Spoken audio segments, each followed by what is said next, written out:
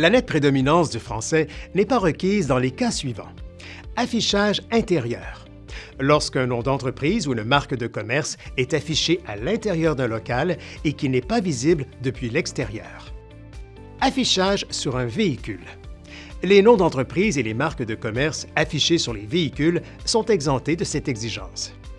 Enseigne pylône multilocataire.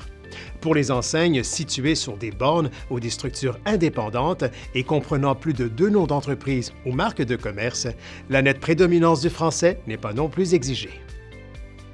Cependant, à noter que dans tous les cas, les noms d'entreprise doivent être accompagnés d'un générique ou d'un descriptif en français, rédigé dans une taille suffisante pour garantir une visibilité et une lisibilité adéquates.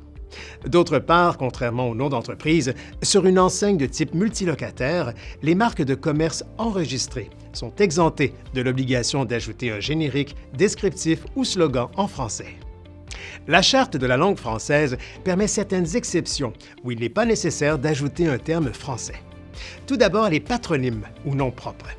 Dans ce cas-ci, les noms d'entreprise qui utilisent un nom propre de personne sont exemptés.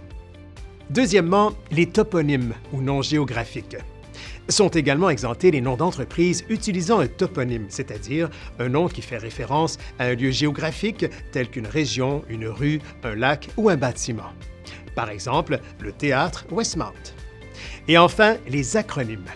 Les noms d'entreprises qui utilisent un acronyme n'ont pas non plus l'obligation d'être accompagnés d'un générique ou d'un descriptif en français.